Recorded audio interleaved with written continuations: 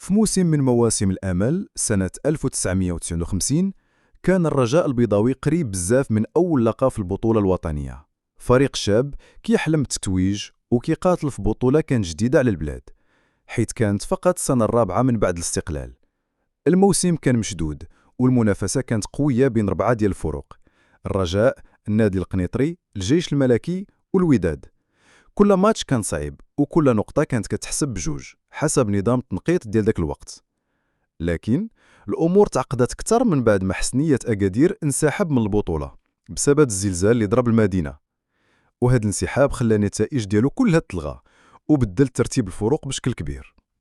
منين سال الموسم كانت المفاجأة: 3 ديال الفروق في الصدارة بنفس الرصيد ديال النقاط: الرجاء، الجيش والقنيطري، كلهم عندهم 54 نقطة ب11 الفوز، 5 تعادلات و5 الهزائم.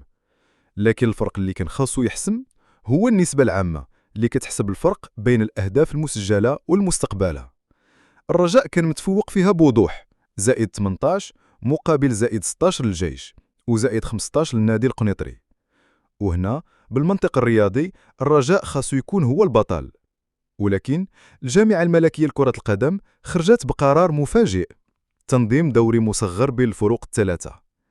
قرار غريب ماشي بمنع على المعايير اللي كانت معروفة واللي بطولات من بعد تحسمات بها.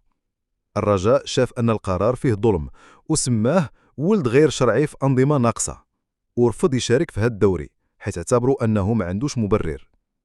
بعض الأصوات قالت أن القرار كان فيه نوع من الترديات، وبالخصوص الجيش الملكي اللي كان رئيسه في ذاك الوقت هو الملك الحسن الثاني. الرجاء دار طعن واحتج، ولكن الاحتجاج ديالو ما قبلوش، وتقررت مباراة فاصلة بين الجيش والقنيطري تدار في مدينة الدار البيضاء في ملعب الرجاء، وكأنها رسالة واضحة: الفريق اللي طالب بالحق هو اللي تحيد من الطريق. النادي القنيطري فاز بالمباراة وتوج بالبطولة، والرجاء اللي كان الأفضل في نسبة الأهداف تفرج في الكاس كيدوز من حدا يديه. الغريب في الأمر هو أن نفس السيناريو تكرر من بعد في سنوات لاحقة، ولكن الجامعة في ذاك الوقت حكمات بالنسبة العامة ماشي بدوري إضافي. في موسم 66-67 الجيش ربح اللقب بهذه الطريقة، وفي 74-75 المولو ديال الوجدية حتى هي. اللي كيبقى اليوم هو الحقيقة اللي ما تقدرش تنسى: لو الجامعة خدات القرار صحيح كون أول لقب ديال الرجاء كان تحقق في 1959-1060 ماشي سنة 1988. لقب بكل بساطة تسرق. نقطة إلى السطر.